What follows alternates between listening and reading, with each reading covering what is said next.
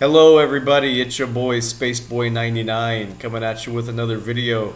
This is my semen retention day 1, but this is definitely not my first streak. I've been off and on this practice for about 2 years now, over 2 years. And every time I do, I notice that my mentality changes much more quickly as I get back into it. So starting here from day 1, and I still have some momentum from the last streak even anyway. So my brain just realizes that it might as well, as soon as possible, just start diverting resources to the frontal lobes and you know and the lower parts of my brain kind of know the routine already. They know that it's not worth putting up a fuss because they know that I'm gonna win. And I've just been noticing since I relapsed. See, I've never been that hard into these things that other men just seem to have a problem with. I mean, for one thing, I'm a little bit older than a lot of these guys who are having problems with being a depleted coomer. I can't ever say that I've been a gooner. It seems rather odd to me. I'm not really sure what that is. It seems really freaky, but yeah, there are gooners. I've never been one. I've I've seen other semen retention videos, such as I think there's a guy who goes by Dopamine Focused Warriors.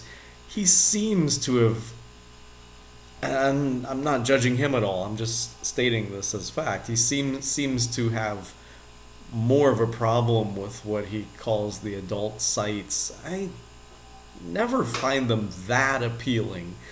It's just something I just go ahead and do sometimes, like most men do, except that I'd rather not. And so when I don't want to for a while, or maybe indefinitely, I just don't. And I find that I don't have that much of a problem with wanting to.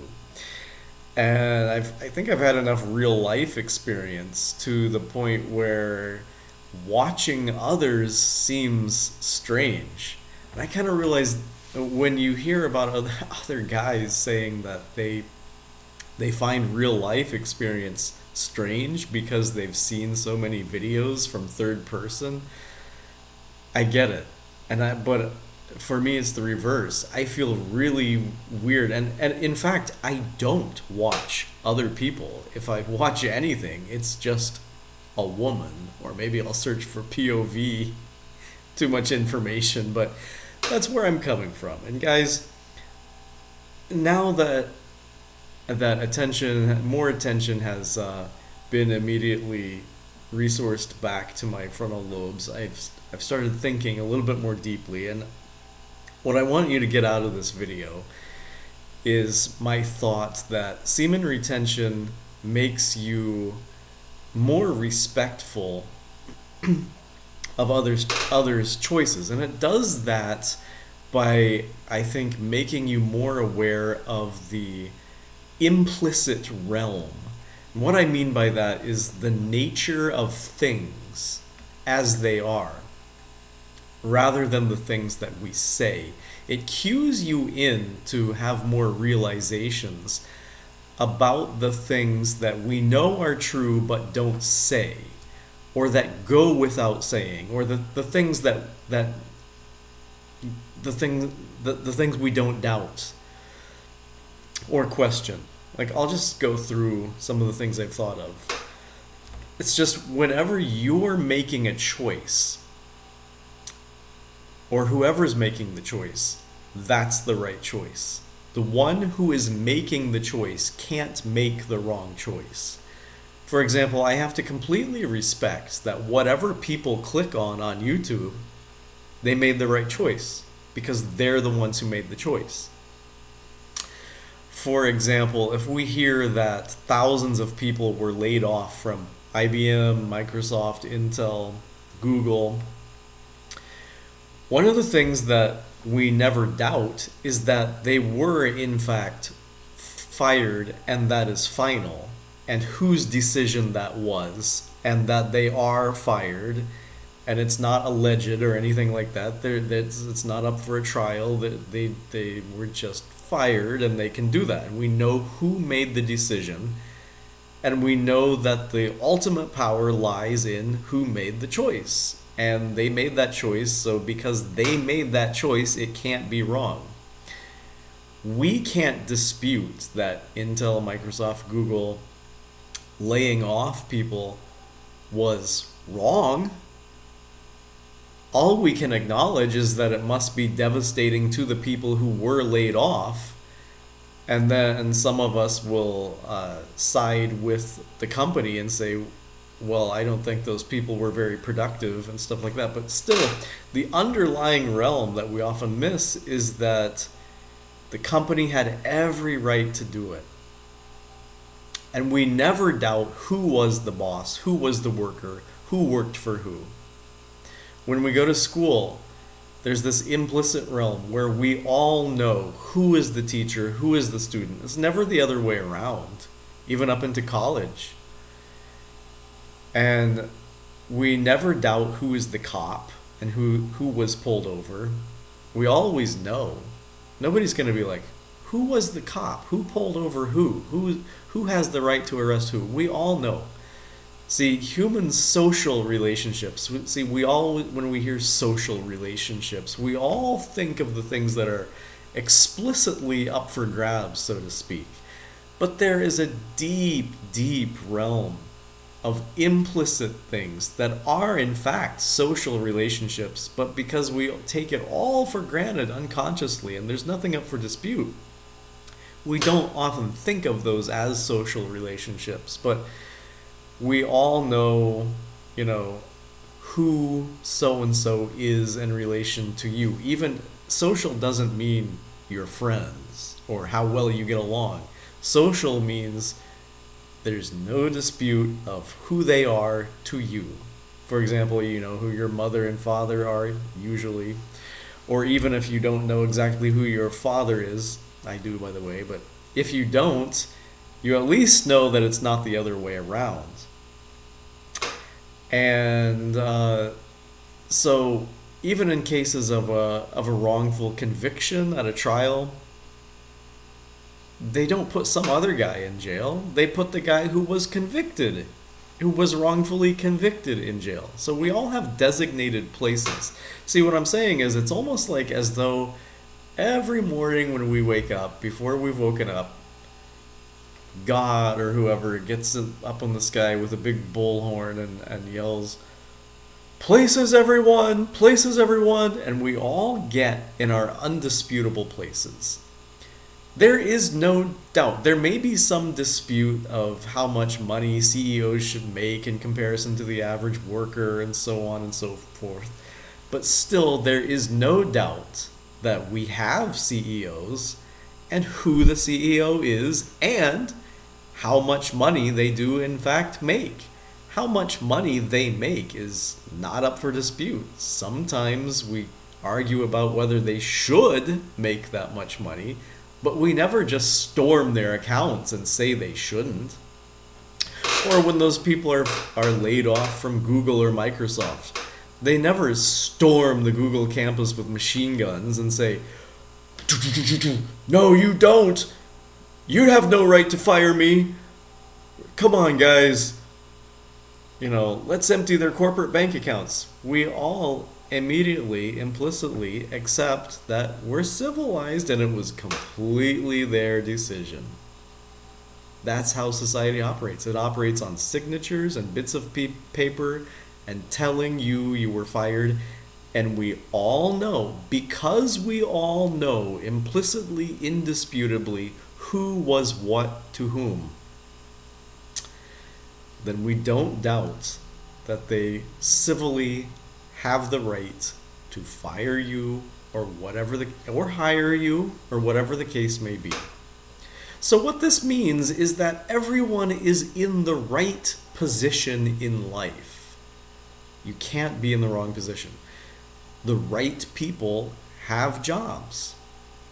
And there's nothing to say about the others. The right people have jobs. And then when you're laid off, that's just the end. You have to accept that they laid off the right people. But then once you're laid off, you have to accept that whatever happens is in fact the right thing. Otherwise, the company that laid you off would have some responsibility for what happened to you. They don't. So that means we all implicitly socially accept that whatever happens is the right thing. People always end up in the right place. God gets up with a bullhorn and says, "Places, everyone," every morning, and it always works. You're never gonna find a guy in the right place. Women always make the right choice about who they're with. You're never gonna find a case of a woman who's with a guy she didn't want if she made the choice. Whoever makes the choice is right. Now, in terms of a life plan, what overall makes her a fulfilling life, she may be not doing what's going to make her happy in the long run. But you know that as long as she's making a choice, she's making the right choice for her. For example, whatever food you choose to eat is the right food. It might not be healthy food, but you know when you want a burger, you want a burger. You make the right choice. You don't want a burger and then mistakenly order a salad. I mean, that would very rarely happen. You make the right choice. You know you want a burger. You know, when you know, you know. And you make that choice and you do it. You don't choose the thing you don't want. You choose the thing you want. You see what I'm saying? So what I mean is that on semen retention, you start to respect others' choices because you see that there's this very reliable, implicit realm of things just under the surface, but very, very deep. Semen retention allows you to see much more deeply. You see that things are still in order, even though there seems to be a lot of disputes and a lot of things that seem to be going wrong and people not knowing what to do. If you're on semen retention, you can peer into the implicit realm and already know that whatever happens to those people is right. Not a single one of them is going to end up in the wrong place. The right people were hired at the time. I'm not saying that they necessarily, that many should have been hired, but you can't even really be wrong about that choice. They may have withheld information about how long they really intended to keep people on, but whatever choice they may have withheld information, but whatever choice they made was their choice. It was the company's choice. It's the company's choice to fire them, and then it's to lay them off, and then it's also their choice whatever they do. And whatever they do, wherever they end up is right. They can't end up in the wrong place. It's implicitly, in the implicit realm, it's impossible for anything to be out of place. Now in the explicit realm, where we think things are up for grabs and we're not sure how things are going to turn out, we might be afraid that things might be in the wrong place. But I'll tell you, even the criminals, whoever becomes a criminal is the right one. You'll never have the wrong guy become a criminal. Like, as much as we dislike the fact that there are bullies and victims in schools, for example, we never dispute who's who. And we very rarely, if ever, see it suddenly change to the other way around. See, humans always know who's who. We know, we don't like bullying, but typically, I believe it persists to this day because as long as everybody knows who's who, it's something that tends to persist in our nature. We can't get rid of bullying because it's one of those things where at least we know who the bully is and who the victim is, and it's not the other way around, and there's a reason why it's not the other way around. It's one way and for a reason. And I'll relate that even to sports. Personally, I've never been into sports. I know a lot of people are, so I'll talk about it. But I think the main reason sports still exist and get a lot of interest is because we're choosing who's who. At least you know the right guys are playing. You're never going to dispute that they chose the wrong guys. You that's your team. Whatever team you're for, that's your team. And it's not going to be the wrong team. You can't choose the wrong guys.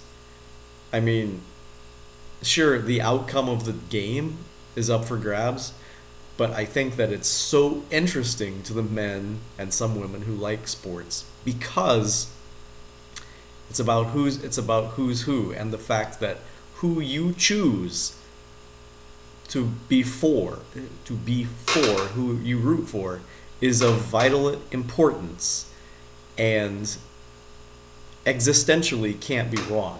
You are a so-and-so fan or another so-and-so fan, but you can't choose the wrong one.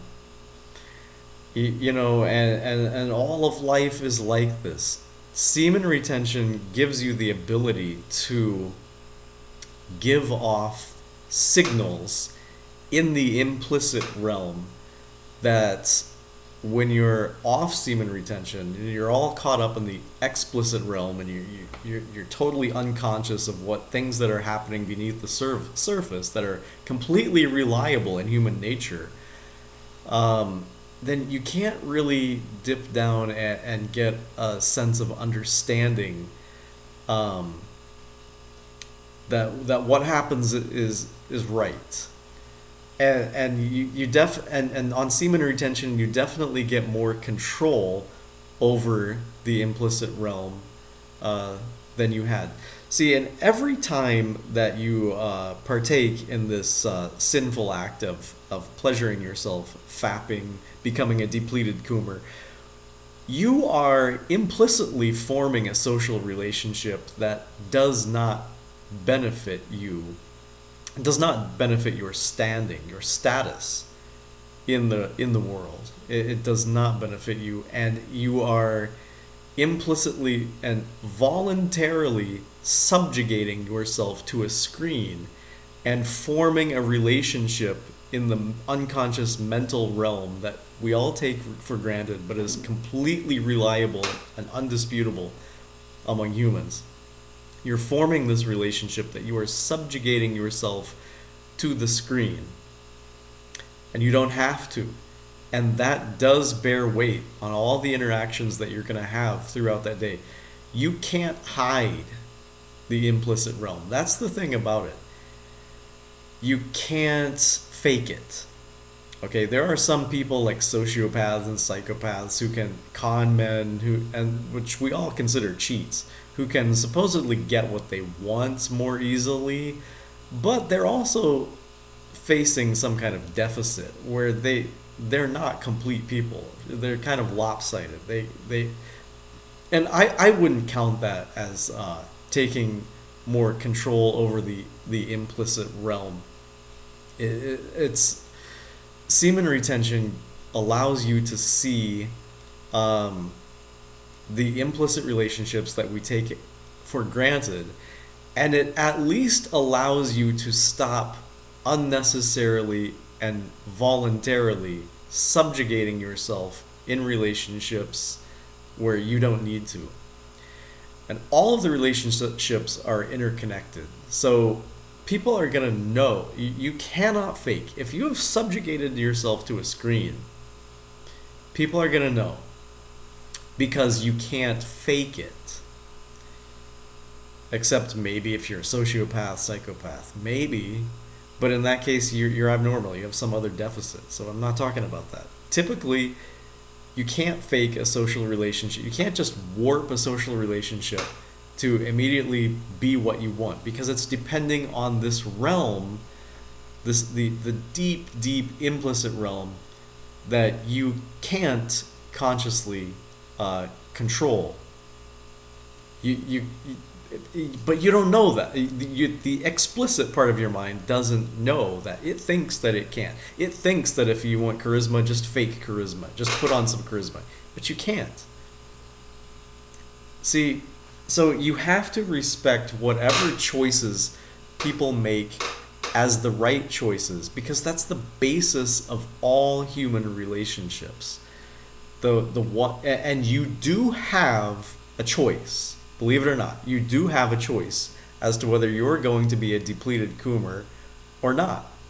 It's up to you. That is one of the things that you do control. Maybe to you, it seems like you don't have control.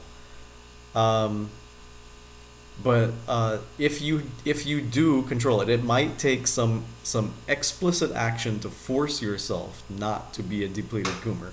But as soon as you're not, it does start a feedback loop that starts affecting your implicit nature, which you can't explicitly control. Okay, so it allows you to tap into a more implicit realm of your nature to gain control over things that you normally didn't have any control. You didn't have any control over before when you were fapping and depleted. But it gives you power because you stop voluntarily lowering yourself on the totem pole of human interactions, which we all implicitly assume is correct without a doubt. So human relationships are based on a lot of so there are just explicit positions that you can't do anything about, like you might be a cop. It's pretty explicit who's the cop and who's being pulled over, for example. But very rarely are you going to find that was just the wrong cop. I mean, there are bad cops, but very rarely are you going to find that, oh, that person just had no place being a cop at all. Just didn't fulfill the role at all. I mean, at least when you say somebody's a bad cop, you're also saying they're a bad cop. You're not doubting at all that they were a cop. Okay, so some relationships are explicit like that.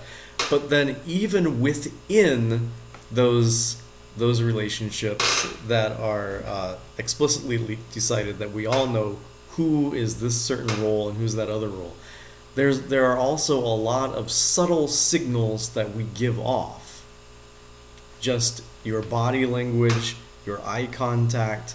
Not only that, I can't limit it to any specific set of things, but we're all signaling, you see, because we all want, it's so, social relationships are so vital for human survival. It's all we have, since we don't have claws and so forth. It's all we have, so it is so vital that we accurately read the signals of who's up for which tasks and who should be lowered down and assigned some menial duty. Okay, so what semen retention does is it signals to your clan, those around you unconsciously, that you have the mental stamina to be up for a task because your drives are hungry, and you can make sacrifices because you're not stopping. If you're a depleted Coomer, it's gonna be like you're gonna be signaling to those around you that you're tired, you're not in this for the long haul, you want immediate rewards, and you need some cajoling and coaxing to go on and be dependable. Whereas if you're on semen retention, you're going to be giving off signals, unconsciously giving off signals to people that they may not even notice, that exist in the implicit realm, that basically can't be faked. They really can't. You could try to fake them, but that would be very tiring in itself. And people would detect that you were tired then. So you're giving off signals that people are going to see, and it's going to affect the implicit realm. People aren't going to understand what happened to you. That's why you see these YouTube videos that just they show a picture of a buff guy and a girl saying he changed, and she doesn't know how he changed. She didn't name a specific thing because any certain thing he said could potentially be faked. This is all about being totally reliable as far as human reliableness goes. You know, like it goes as far as it's completely reliable to us who fired who when people get laid off. We all know. That's not up for dispute. We know all they had to do was sign a piece of paper that says you're fired, and you're fired. You know, you don't go back with a machine gun and storm your office with a whole bunch of your workmates and say, "No, we're not." It doesn't happen. We all know. But that's the implicit realm that we all understand about how jobs and everything works. And it has to be that way. There have to, in a civilization, there have to be certain things that we just accept, that we already agreed upon, and that's, you know, whatever he says go. We respect their choices. We have to. We've decided whose choices to respect, and so what's going to happen is when you're giving off unconscious signals, what that means is if it has any social significance at all, it will affect people's choices. Because that's really the only thing we do in civilization that remains civilized. We make choices, offer acceptance, and respect those choices of others. And that's what keeps civilization running, you see. So if you are becoming a better man by in this implicit social realm by not voluntarily lowering yourself down, people are going to know that. And there's only one way that can really positively benefit you in the social realm, and that is in the choices people make towards you. It might be sorry about my squeaky chair. It might be to make social contact. It might be to start a conversation with you. I've had an experience where a woman was just crazily giving me what they call choosing signals. She could not get away from me all night until she just gave up because I just wouldn't look at her anymore. She just left. But see, that's how it affects people. The effect it has comes out in the choices they make. Whereas before, when you had no control over the implicit realm, accepting the choices that people made almost always meant having to accept your short end of the stick, your bum deal, all of that. Suddenly, when you're not a depleted Coomer, and when you have extra energy that's showing people that you're in for the long haul, which you can't fake, but you're showing people that in your body language, they're gonna choose you. Somehow or other, people are gonna choose you in the way that people show signals that they chose you. I completely accept, for example, that YouTube 2 seconds of my last video were watched. But that's all part of being a man. You have to I only want viewers who want to view me. I do not want a troll attack. If you don't want to watch, I hope you don't. And I don't want YouTube pushing me on people who probably wouldn't be interested or the wrong audience. I respect people's choices. I respect what YouTube is doing. It's up to them.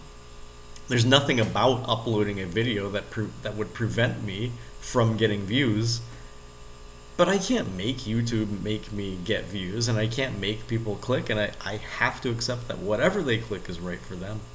I'm coming up on about 38 minutes here, so I have long since better let you go. thank you for watching. If you did, I have no idea if you did, except... Well, that's kind of paradoxical. This is very existential, isn't it? How can you be talking to someone who you don't know if they're gonna... Of course you're watching me. Isn't that weird? Of course you're watching me, but I don't know if you're gonna be watching me. Thanks a lot. Cheers.